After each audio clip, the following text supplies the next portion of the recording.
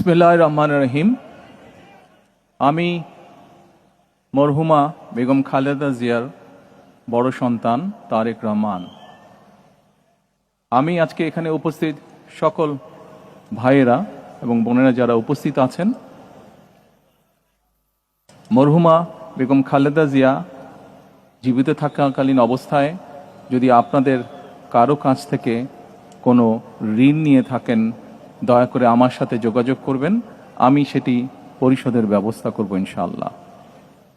একই সাথে উনি জীবিত থাকাকালীন অবস্থায় ওনার কোনো ব্যবহারে, ওনার কোনো কথায় যদি কেউ আঘাত পেয়ে থাকেন, তাহলে মরহুমার পক্ষ থেকে আমি আপনাদের কাছে ক্ষমা প্রার্থী। দোয়া করবেন আল্লাহ তাআলা যাতে ওনাকে বেহেশত দান করেন। আসসালামু আলাইকুম।